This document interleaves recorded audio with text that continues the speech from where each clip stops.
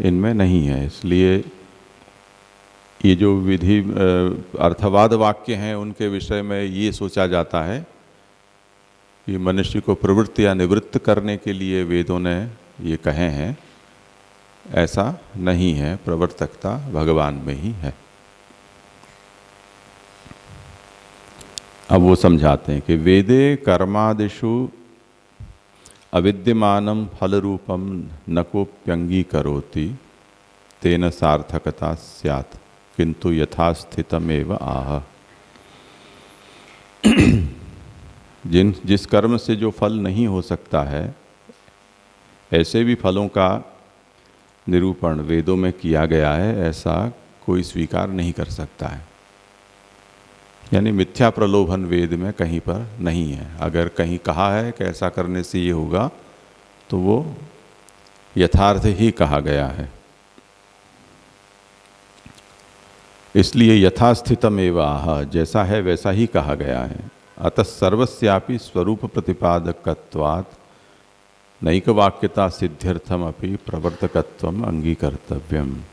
इसलिए ये जो जितने भी वेद वचन हैं जिनको आप अर्थवाद कहते हो, वो अर्थवाद भी तत्त प्रसंग में आए जो अर्थवाद हैं वो उनके स्वरूप के प्रतिपादक हैं। और वो स्वरूप प्रतिपादक होने के अर्थ में ही उन वचनों की संगति वेद में हमें सोचनी है। प्रवर्तकता सिद्ध करने के लिए अर्थवाद है, इस तरह से उसकी एक वाक्यता सोचनी नहीं चाहिए। स्वरूप प्रतिपादकता यानी जैसे आदित्यो यूपः ऐसा कहा, यज्ञ में एक यूप खंभा गाड़ा जाता है, उसको कहा जाता है कि ये आदित्य है। तो मीमांसक कहते हैं कि ये अर्थवाद है, ये लकड़ी का काटा हुआ जो खंभा है वो आदित्य कैसे हो सकता है। तो महाप्रभु कहते हैं कि वो आदित्य ही है, उसको उसी तरह से समझना चाहिए। तो आपने जिसको लकड़ी का खंभा समझा है वो लकड़ी का खंभा नहीं है पर आदित्य है, ये वेद हमको समझाना चाहता है। जैसे अपने यहाँ सब विषय की स्वरूप भावना, लीला भावना, भाव भावना कही है, ऐसे ही। तर्हि अवचनमेव अस्तु इत्याशंक्याः तथैव कर्म विज्ञानम धर्मस्तेनैव नान्यथा। तो यदि प्रवर्तकता में इनका तात्पर्य नहीं था तो कहना ही नहीं चाहिए था इन वचनों को। तो कहते हैं कि नहीं, कहना इसलिए आवश्यक था कि उसके बिना कर्म का ज्ञान होना संभव नहीं है।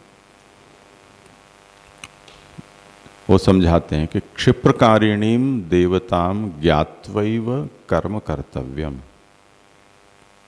ये देवता है वो झट से फल देने वाली है, तो कहीं ऐसा विधान आया है तो उस देवता की क्षिप्रकारिता का महात्म्य सुनकर वो कर्म में प्रवृत्त होगा। स्तुति ही उत्कर्षाधायक गुण वर्णनम। अब जो अर्थवाद होते हैं उसमें कुछ स्तुतियाँ होती हैं, कुछ निंदा होती हैं। तो स्तुति किसे कहते हैं कि उत्कर्षाधायक जो गुण होते हैं उनका वर्णन स्तुति कहलाती है। तो जिसकी स्तुति की जाती है उनमें कुछ गुण बताए जाते हैं जो गुण उसके उत्कर्ष को समझाते हैं। तत्कर्मांगमेव प्रकरणात्। ये जो उत्कर्षाधायक गुण वर्णन या स्तुतियाँ जहाँ जहाँ भी होती है, ढेरों स्तुतियाँ होती हैं कर्मों में, बात बात में स्तुति आती है। ऐसा कोई कर्म ही नहीं है कि जो स्तुति रहित हो। तो उदाहरण के तौर पर जैसे कि हम भागवत पूजन करते हैं, उनके सभी उपचारों में हम पुरुष उक्त से स्तुति करते हैं उसकी, पुरुष ऐसा है।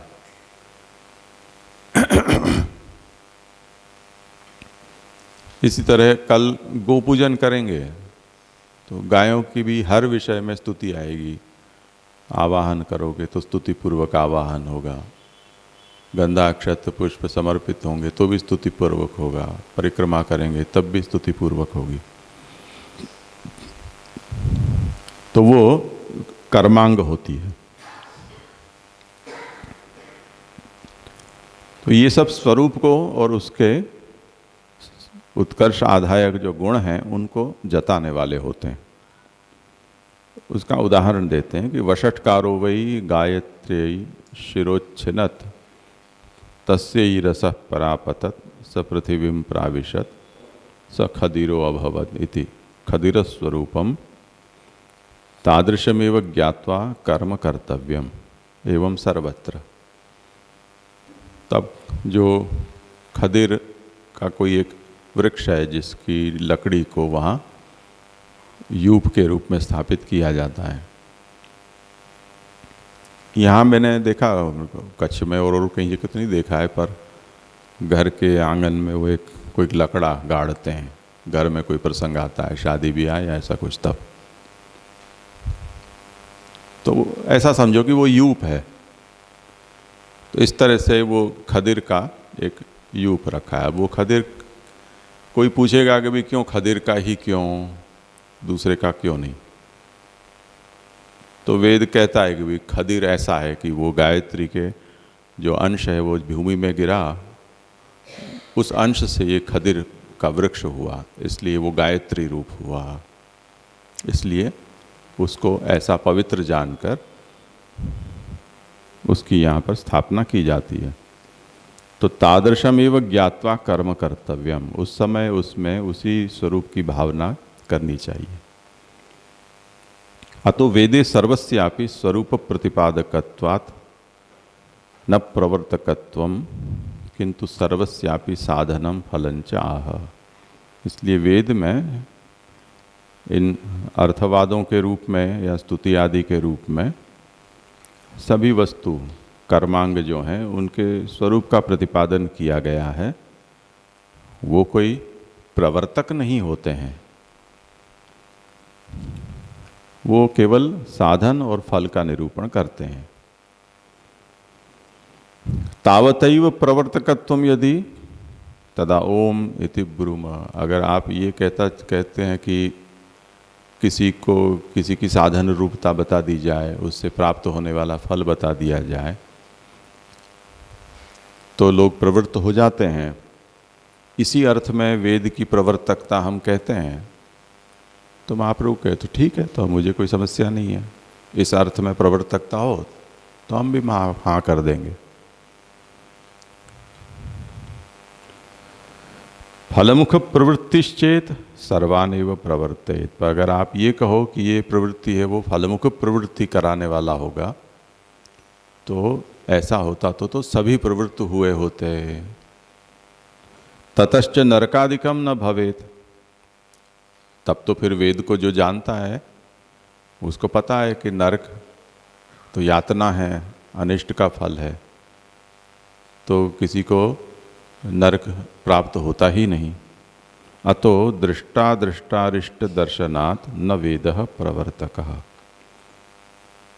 वेद को जानने वाले हैं उनको दृष्ट अरिष्ट, यानी चोरी की और जेल में चला गया, ये दृष्ट अरिष्ट हो गया। पाप कर्म किया और नरक गया, अदृष्ट अरिष्ट हो गया। तो ऐसा नहीं होता यदि फलमुख प्रवृत्ति वेद कराता होता, तो ऐसी प्रवर्तकता वेद में होती तो। जैसे हमें कई बार कई चीज़ों में उत्साह आता है, उत्तमता का ज्ञान होता है, अच्छे अच्छे सब हम सुनते हैं स्वास्थ्य के लिए और आहार विहार के विषय में, प्राकृतिक आहार का, योग प्राणायाम, रोज आपको सुबह टहलना चाहिए, दौड़ना चाहिए, सात्विक चीज़ें खानी चाहिए, और रात्रे वेला सुई जई वेला उठे वीर, बल बुद्धि ने धन वदे सुख मारे शरीर। ऐसी ऐसी सब बातें हमको बहुत रटाई गई, पढ़ाई गई, और हम लोग सब उत्साह से सुनते भी हैं इन सब चीज़ों को। और जो भी इन अच्छी अच्छी बातों को कहता है उनकी हाँ में हाँ भी करते हैं कि हाँ बात तो सही है, बात तो सही है, पर वो होता क्यों नहीं है? उन अगर अच्छे बुरे के ज्ञान होने से उस सदसत कर्म में प्रवृत्ति निवृत्ति भी अगर हमारी हो जाती होती तो बात ही क्या थी? तो न दुनिया में कोई डॉक्टर होता, न कोई वकील होता, न पुलिस होती, न जेल होती, मतलब आनंद ही आनंद होता सब। पर ऐसा होता नहीं है। तो फलमुख प्रवृत्ति इन विधि में बल नहीं है कि किसी को करा सके। तो ये निरूपण करने के बाद तो अब इससे ये फलित हुआ कि जो भी अर्थवाद वाक्य हैं उनका प्रयोजन साधन फलादि के स्वरूप को समझाना है, उससे अधिक नहीं। उनमें प्रवर्तकता नहीं है, प्रवर्तकता तो कृष्ण में ही है। तो यहाँ पे जी जो अर्थवाद करके जो लोग नकार देते हैं उन वाक्यों को, तो फिर हमने यहाँ पे उन लोगों से भिन्न क्या कहा कि हमने भी वो स्तुति करते हैं और ऐसे करते हैं, तो हमने भी बोला तो इस प्रकार से ही, तो फिर भेद क्या हुआ उनके मत में और हमारे मत में? अर्थवाद के नकारते हैं ऐसा तो हमारा उनके ऊपर आक्षेप है। यहाँ जो प्रसंग चल रहा है वो प्रवर्तकता किसमें है उस विषय को लेकर है, क्योंकि यहाँ प्रश्न ये उठाया गया है कि किसी की प्रशंसा या किसी की निंदा उसमें प्रवृत्ति निवृत्ति के उद्देश्य से की जाती है। इसलिए वेद में जितने भी प्रशंसा और निंदा के वचन हैं वो मनुष्य को प्रवृत्त निवृत्त कराने के लिए हैं। तो वेद में हमें प्रवर्तकता वेद वचनों में हमें स्वीकारनी चाहिए। तो महाप्रभु ने उस संदर्भ में अपना ये मत दिया कि उनमें प्रवर्तकता स्वीकारना आवश्यक नहीं है। वो जितने भी स्तुति निंदा के वचन हैं वो उसके स्वरूप के परिचायक हैं, ऐसे हमें समझना चाहिए। और स्वरूप के परिचायक यथार्थ हैं, वो प्ररोचनार्थ नहीं है। तो अन्य जो मत वाले हैं वो कहते हैं कि ये प्ररोचनार्थ होते हैं, लोगों को ललचाने के लिए कुछ बढ़ा चढ़ा के, जैसे एडवर्टाइजमेंट में हमें ये कहा जाता है। एक ऐसा ही मजाकिया बात आई थी कि जूही चावला लंबे लंबे बाल लहराती थी, वो इस वाले ही तेल लगाने से लंबे बाल हो जाते हैं, या इससे टकलू होते हैं उनके बाल उग जाते हैं। तो उसका पति तो गंजा है, तो वही तेल या शैम्पू से उसके पति को क्यों उसके बाल नहीं उगा दिए उसने? तो ये प्ररोचनार्थ हो गया। वो प्ररोचनार्थ मानते हैं, पर यहाँ आज्ञा करते हैं कि ऐसी कोई बात प्ररोचनार्थ झूठी प्रशंसा या असत्य निरूपण वेद में कहीं भी नहीं है। तो अर्थवाद वाक्य भी उतने ही सत्य हैं जितने विधि वाक्य सत्य हैं, उनका भी उतना ही प्रामाण्य है, ये महाप्रभु का कहना है। तो वो उस फॉर्मेट के अंदर हमें कुछ वो प्रश्न नहीं है, पर अर्थवाद का फिर स्वरूप वो समझते हैं, उसके अंदर हमें प्रॉब्लम है।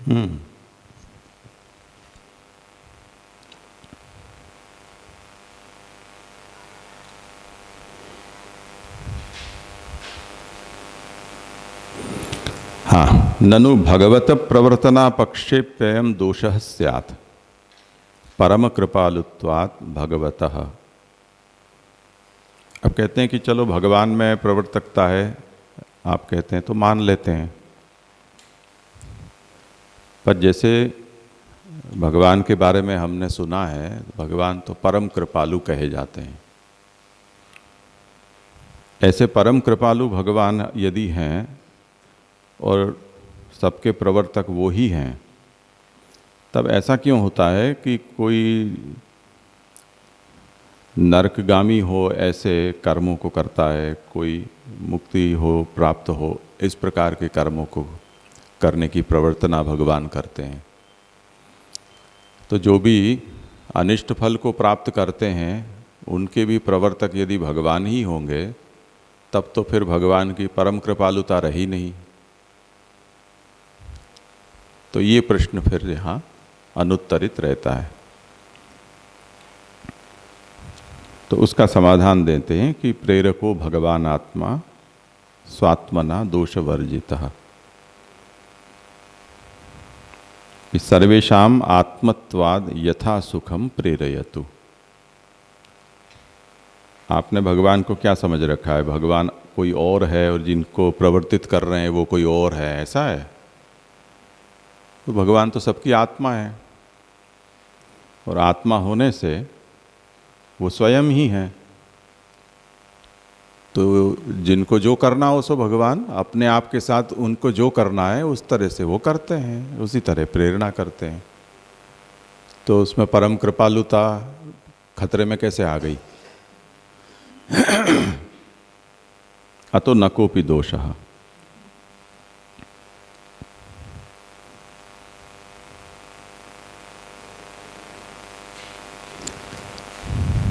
अधिकंतु भेद निर्देशाद इत्यत्र विस्तृतम अस्माभिः। आचार्य चरण कहते हैं कि ब्रह्म सूत्र के अधिकंतु भेद निर्देशाद इस सूत्र के भाष्य में इस विषय पर अधिक विचार किया है। ये विचार सभी जगह सभी धर्मों में आया है, क्योंकि जो जो भी भगवान को मानते हैं उनके सामने ये बड़ा प्रश्न खड़ा होता है कि ये अगर सृष्टि भगवान की है तो भगवान ने इस सृष्टि में क्यों राक्षस, पापी, अनीति ऐसी सब चीज़ें बनाई। अब मानो कि जो लोग ये मानते हैं कि द्वैतवादी हैं तो भगवान के अलावा शैतान भी है या ब्रह्म के अलावा माया भी है या दैवी के सामने आसुरी भी हैं। तो ठीक है, दोनों चलता है साथ में, पर उस स्थिति में भगवान उनको क्यों रोक नहीं देते हैं? भगवान का उनके ऊपर नियंत्रण क्यों नहीं है? और ज़्यादातर ऐसा क्यों देखा जाता है कि जो अनिष्ट है, अधर्म है, वो हावी रहते हैं और सत्य धर्म ये सब है वो दबे रहते हैं। तो इसमें भगवान की कुछ इच्छा शक्ति या सामर्थ्य के ऊपर भी प्रश्न खड़ा होता है। इसी तरह जो लीलावाद स्वीकार करते हैं उनके पक्ष में भी ये प्रश्न खड़े होते हैं कि सभी चीज़ को यदि हम भगवान की लीला मानते हैं तब फिर उसमें से हमें ये प्रेरणा कैसे मिलेगी कि भगवत भक्ति ही भगवान की लीला है और हमें भक्त ही बनना चाहिए, भक्ति का ही हमें अनुसरण करना चाहिए। क्योंकि प्रभु ने अपने सुख के लिए तामसी जीवों को प्रकट किया है, उनके साथ भगवान तामसी लीला करते हैं। वो भी तो भगवान की लीला ही है, उसमें भी भगवान को आनंद ही आता है। तो ये सब प्रश्न इसके साथ जुड़े हुए हैं। तो उसे लेकर और कहते हैं कि तर्हि भगवान स्वात्मानमपि कथम एवं प्रेरयति समतयापि प्रेरण समर्थः। भगवान अगर स्वयं ही प्रेरक हैं सबके, और आप कह रहे हो कि सब कुछ भगवान खुद ही हैं, तो उसी पर हम ये प्रश्न करते हैं कि भगवान अपने साथ ऐसी क्रूरता क्यों करते हैं? ऐसी क्या जरूरत है? समतयापि प्रेरणा समर्थ। भगवान सबको एक समान रूप से भी तो अच्छा अच्छा करने के लिए समर्थ हैं।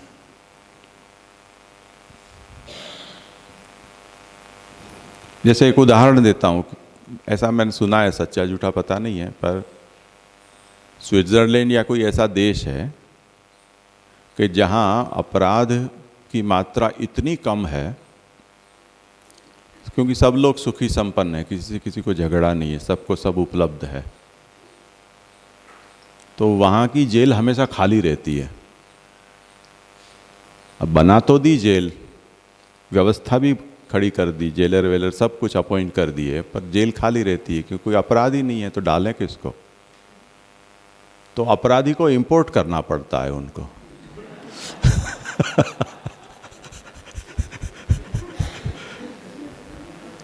अगर नहीं करें इंपोर्ट तो ये समस्या हो जाती है कि उसके लिए जो पूरा महकमा उन्होंने बना कर रखा है वो अपना काम भूल जाएं, तो अपराधियों को इंपोर्ट करना पड़ता है।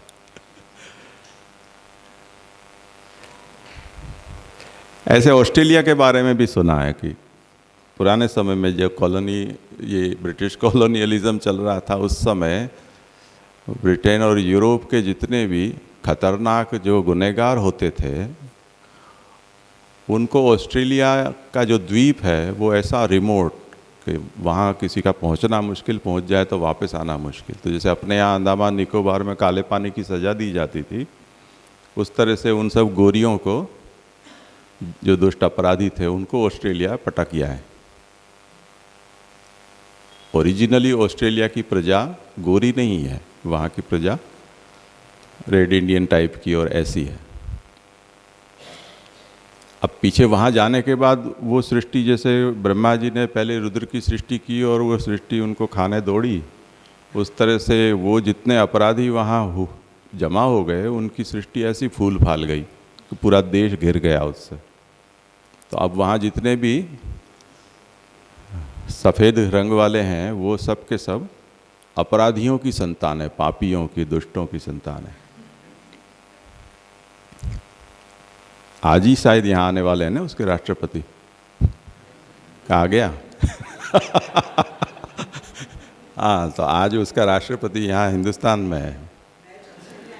हाँ, तो वो जितने भी प्लेयर्स हैं वो सब उन असुरों की संतान है। तो दैवासुर संग्राम आज होने वाला है।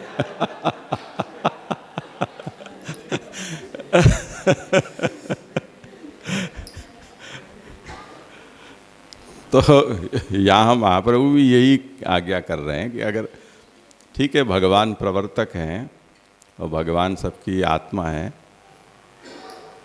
और जो भी कुछ कर रहे हैं वो सब भगवान अपने खुद के साथ ही कर रहे हैं, तो सब अच्छा ही अच्छा करें ना। ऐसी क्या ज़रूरत है कि ऐसी उत्पात मचे कि किसी को नरक हो जाए, किसी को हीन योनि में जन्म हो जाए, किसी को दुख हो, रोग हो, ऐसी क्या ज़रूरत है? तो कहते हैं न विशेषोस्ति लोकेस्मिन् तारतम्यम न चैवहि। आप ये सोच सोच कर दुखी हो रहे हो कि वो सुखी है, ये दुखी है। यानी गधा ये सोच के दुखी है कि काश में घोड़ा होता, घोड़ा ये सोच कर दुखी है काश में हाथी होता। तो एक दूसरे को देख देख कर हम दुखी हैं। हम दो पग वाले हैं, बंदरों को देखकर हम दुखी होते हैं कि काश हमारे पास भी बंदर जैसी पूंछ और ऐसी सामर्थ्य होती तो हम पेड़ पर ऐसे झटपट चढ़ जाते, और अमरूद और न जाने जो जो फल हमारे हाथ तक नहीं पहुंचते वो मज़े से खा सकते। तो हम अपनी ओर से दुखी है। बंदर ये देख देख कर दुखी है कि जब भी हम आते हैं तो पटाखे फोड़कर और डंडा लेकर हमको भगा देते हैं, हमारे को पास साधन का उपयोग करने की सामर्थ्य नहीं है। बंदर में भी जो बंदर शक्तिशाली होता है, वो शक्तिशाली बंदर को बंदर की दूसरी प्रजा है वो सुखी मानती है, निर्बल बंदर को दुखी माना जाता है। जैसे मनुष्य में तो जहाँ जहाँ भी हम देखते हैं, वहाँ जहाँ तक सुख और दुख का प्रश्न है, महाप्रभु ने ये बहुत ही तात्विक बात कही है कि ऐसा कहीं नहीं है कि जहाँ केवल सुख ही सुख हो, दुख हो ही नहीं। इसी तरह ऐसा भी कहीं नहीं है कि जहाँ दुख ही दुख हो, सुख न हो। यहाँ तो नहीं, पर कहीं महाप्रभु ने ये कहा है कि जैसे हम ये सोचें कि नरक है वो सबसे बड़ा दुख का स्थान है, पर नारकी जीव भी सुख का अनुभव करते हैं। ये देखकर कि किसी को यातना दी जाती है तो तेल में तला जा रहा है, और दूसरा है वो उसको तला नहीं जा रहा है, सेका जा रहा है। तो तो तले हुए तला जा रहा है, उसे देखकर जो सिक रहा है वो कहता है कि मैं तो बड़ा सुखी हूँ। दोनों ही नरक में है। अब जिसको भाला चुभोया जा रहा है वो ये देखकर खुश हो रहा है, उसे देखकर कि जिसको अभी सुई चुभाई जा रही है। दोनों ही नरक में है, फिर भी सुई वाला सुखी है और भाले वाला दुखी है। तो ऐसा थोड़ी है कि नरक है तो दुखी दुख है, वहाँ भी सुख है। और हम स्वर्ग है उसको सुख की पराकाष्ठा अगर हम माने तो हम देखते हैं कि थोड़े थोड़े दिनों में इंद्र और ये सब लइयो रे दुवैयो रे बचाओ बचाओ यहाँ वहाँ भाग रहे हैं। कोई तपस्या करता है तो आसन डोल जाता है, कोई असुर आ जाते हैं तो भगवान के पास भग जाते हैं बचाओ। तो वहाँ भी सुख कहाँ है? तो तात्पर्य ये है कि सबसे पहले ये दृष्टि अपनी इसमें से हटा देनी चाहिए कि अगर भगवान सब कुछ करते हैं तो सब कुछ अच्छा ही अच्छा एक समान क्यों नहीं करते हैं। यानी ऐसी सृष्टि बनाए कि जिसमें सब राजा ही राजा हों, क्योंकि प्रजा होना तो निकृष्ट है। अब सभी राजा हो जाएंगे तो फिर राजा ही शब्द का ही कोई औचित्य नहीं रहेगा। इसलिए भगवान ऐसा नहीं चाहते हैं। हम अपनी दृष्टि से अपने सुख दुख का विचार करके और भगवान को ये सलाह देना चाहते हैं कि अब अगली बार आप सृष्टि बनाओ तो कुछ ऐसी बनाना। तो तर्हि भगवान स्वात्मानम अपि कथम एवं प्रेरयति समतयापि प्रेरण समर्थ। भगवान सबको एक समान प्रेरणा देने में समर्थ हैं, फिर भी विषमता से भगवान क्यों प्रेरणा करते हैं? तो महाप्रभु कहते हैं कि ये समता विषमता ये हमारी भ्रांति है। सर्वासु योनिषु सर्वेषु जीवेषु सुख दुःखयोः तुल्यता। सभी योनियों में सभी जीवियों को सुख भी होता है दुख भी होता है। पुरुषः स्वभ्रमादेव तारतम्यम पश्यति। कोई सुखी है कोई दुखी है हमसे, ऐसा हमें भ्रमवश प्रतीत होता है। अन्यथा तत्सुखेच्छा कदाचित जायमाना न स्यात्। अगर ऐसा नहीं होता तो जैसे मैंने कहा कि गधे को ये इच्छा न होती कि मैं गधे का सरदार बन जाऊं, मैं सबके पीछे पीछे चलने वाला गधा हूं। काश सरदार होता तो मुझे आगे चलने मिलता। तो ऐसी इच्छा नहीं होती। तो ये इसका मतलब ये है कि वहाँ भी कोई सुखी है तो कोई दुखी है। दूसरा, राज्यांते नरकम ध्रुवम इति वाक्यानि संगतानि भवन्ति। सामान्य मनुष्य ये सोचता है कि राजा सबसे सुखी होता है क्योंकि वो शक्तिशाली है, संपन्न है, उसकी सार्वभौम सत्ता है। और उस राजा को ये पता है कि नहीं कि राज्यांते नरकम ध्रुवम, जो राज्य भोगता है उसको अंत में नरक प्राप्त होती है। तो अब ये कौन सी तरह का सुख है? तस्मात् फलम सर्वत्र समम। इसलिए फल सभी जगह समान ही होता है। स्वरूपंच समम, इसी तरह स्वरूप भी सर्वत्र समान ही है।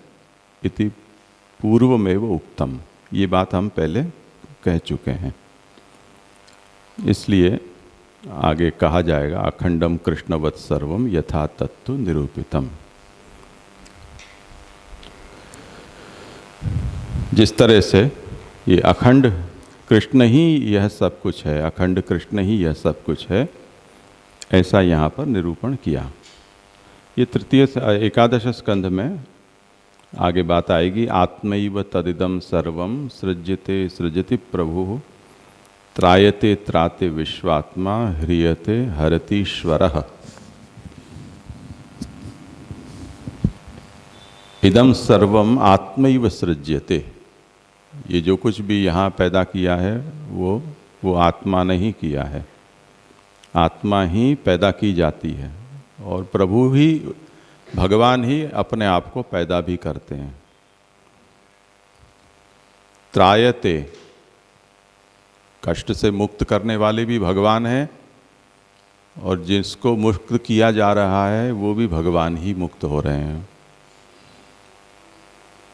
ह्रियते हरतीश्वरः, इसी तरह ये जिसका लय संहार किया जा रहा है वो भी भगवान है और करने वाले भी भगवान ही हैं। इसलिए ये अखंडम कृष्णवत सर्वम, सब कुछ कृष्णवत ही है। इसलिए ये जो आशंका की गई थी कि भगवान सबको एक समान रूप से ही प्रेरणा करते, ऐसी क्या आवश्यकता थी कि चोर को कह चोरी कर और शाहूकार को कह के जगता रहे, ऐसा क्यों?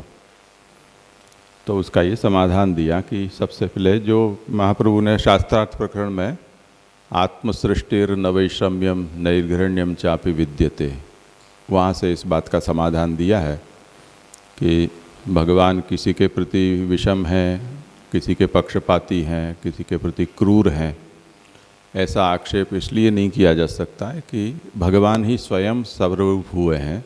इसलिए भगवान से अतिरिक्त कोई हो तब तो ये आक्षेप का अवकाश है। भगवान ही है तब फिर किसी के ऊपर कोई आक्षेप नहीं हो सकता है। यानी मैं अपनी इच्छा से मेरी टोपी को मेरे पाँव के नीचे रखूं और मेरे जूते को मेरे माथे पर रखूं, उसमें किसी को क्या आपत्ति हो सकती है आत्म सृष्टि होने से। उसी तरह से यहाँ भी इस बात को समझना चाहिए।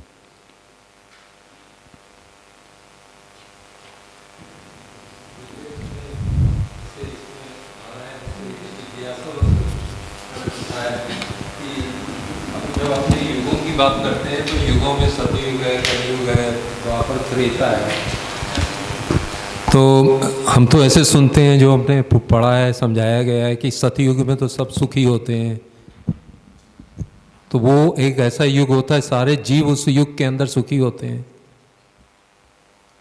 तो मतलब यहाँ पर इस तरह से आ रहा है कि ऐसा सर्वासु योनिषि सर्वेषु जीवेषु सुख दुख।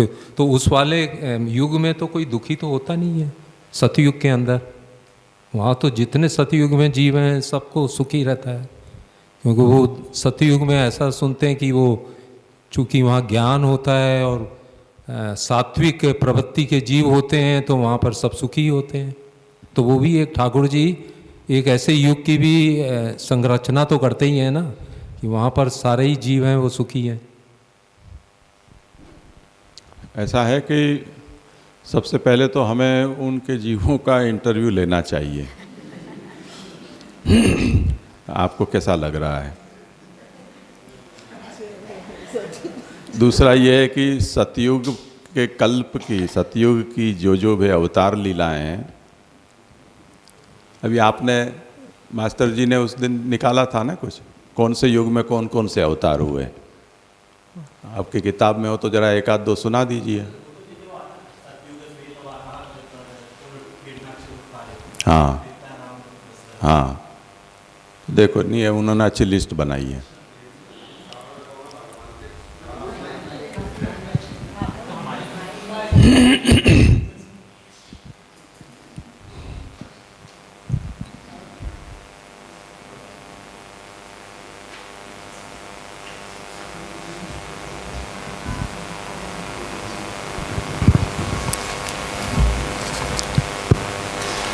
चारों युगों में भगवान का श्री यानी विग्रह रंग अलग अलग बताए हैं। श्वेत, लाल यानी रक्त, पीत और श्याम।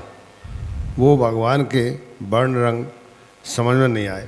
तो चारों युगों में भगवान ने किस किस तरह से अवतार हुआ है। सबसे पहले सतयुग में मत्स्य, हयग्रीव, कूर्म, बराह, नरसिंह अवतार हुए। मत्स्य, हयग्रीव, कूर्म, बराह और नरसिंह। और ये अवतार भगवान को सतयुग में क्यों लेने पड़े? अगर सब कुछ अच्छा अच्छा ही था, सब सुखी ही थे, ये सब तो खतरनाक अवतार हैं।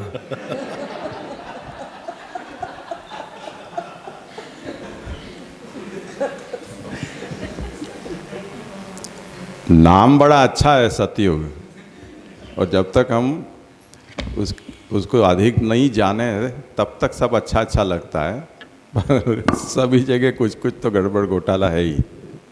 ठीक है, अवतार की बात हम छोड़ दें, हम प्रभु भक्तोद्धार के लिए अवतरित होते हैं, प्रभु की इच्छा।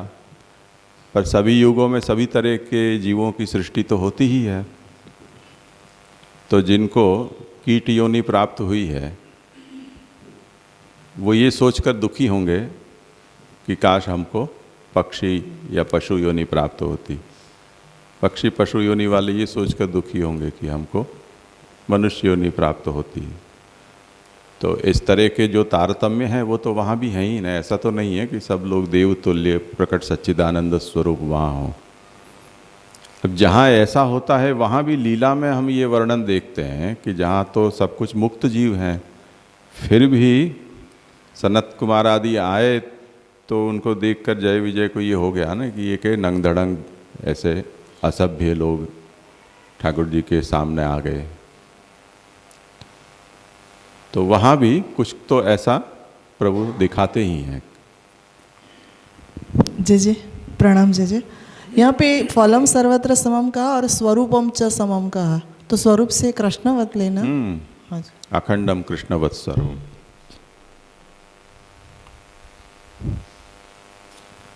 जी जी, हमने वो जब शुरू किया था ना 144 कारिका में, सॉरी 142 में, जहाँ आविर्भाव तिरोभाव और रूपांतर वाला कॉन्सेप्ट समझाया था, तो वहाँ आगे कैसा कहा था कि आगे का हम अखंड सर्ववत कृष्णम में समझेंगे। तो यहाँ ये रूपांतर वाला तो नहीं है ना, मतलब ये जो आपने कहा त्रायते त्राति या विश्वात्मा हियति हरतीश्वर, मतलब हरने वाला भी भगवान है और हराने वाला भी भगवान है, फिर ताड़ना करने वाला भी भगवान है और जो ताड़ना सहन कर रहा है वो भी भगवान है। लेकिन एक कॉन्सेप्ट जो रूपांतर, मतलब आविर्भाव तिरोभाव नहीं होता, वहाँ रूपांतर से मतलब प्रभु अगर अवतार नहीं होता है तो रूपांतर हमको समझना चाहिए। जहाँ जहाँ अवतार है तो वहाँ रूपांतर की अपेक्षा नहीं है, क्योंकि प्रभु आविर्भाव होते हैं और तिरोहित होते हैं, और बाकी सब चीज़ जो होती है उसमें कुछ ना कुछ दाह या सोच रूपांतर होता है जगत की वस्तु। तो ये चीज़ हम अखंड कृष्णवत सर्वम में कैसे समझेंगे? उसमें ये है कि हमारे सामने तो ये ऐसा लगता है हमें कि ये आविर्भूत हुआ और ये तिरोभित हुआ, इसका तिरोधान हुआ और उसके स्थान पर ये आविर्भूत रूप है ऐसा। पर वो तो जब हम आविर्भाव तिरोभावशाली जगत प्रपंच को हम देखते हैं, यानी सृष्टि को देखते हैं, तब उसको इस तरह से व्याख्यायित करते हैं। और फिर से जब हम भगवान की दृष्टि से इसको देखेंगे तो आत्मैव तदिदम सर्वम,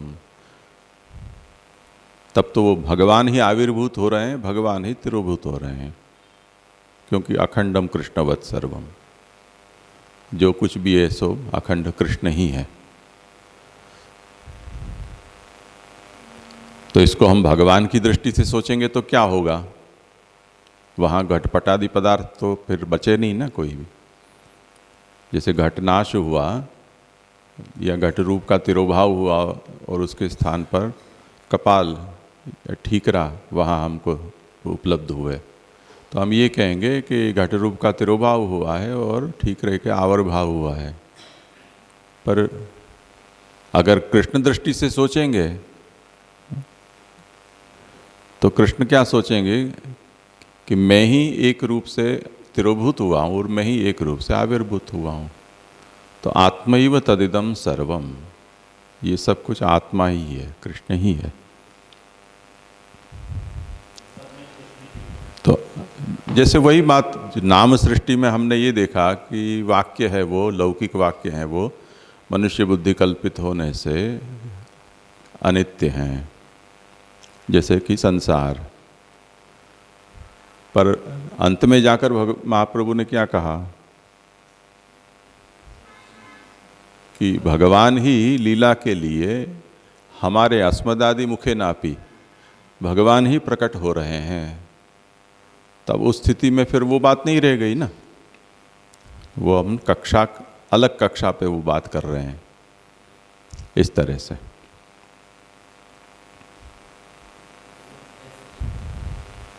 शास्त्रार्थ में हमने देखा था कि सृष्टि का पूरा सर्जन हुआ और जब प्रभु सो गए तब सृष्टि हो, मतलब ब्रह्मा जी में मतलब उस तरह के अखंड कृष्णवत् सर्वम, मतलब तो जब ठाकुर जी कैसे सृष्टि में प्रभु पूरी सृष्टि की तरह उतार लेते हैं और सृष्टि कल ही होता है, तब कुछ रूपांतर नहीं रहता, इस तरह के से भी अखंड कृष्ण नहीं, उस समय की बात नहीं है, ये तो जो इस समय है अच्छा उसी की बात कर रहे हैं ना, कि जो कुछ भी है वो अखंडम कृष्णवत् सर्वम। यहाँ भी जो हो रहा है वो अभी की सृष्टि। हाँ, जैसे लाभ हानि या अच्छा बुरा ये हम सोचते हैं अपनी दृष्टि से। जैसे बाढ़ आ गई, अभी यमुना जी पधारे हैं बहुत तेज से, और वृंदावन और इस क्षेत्र के शहरों में और अंदर अंदर तक जल आ गया है। दिल्ली में लाल किले तक जल आ गया, तो कह के यमुना में बाढ़ आ गई है।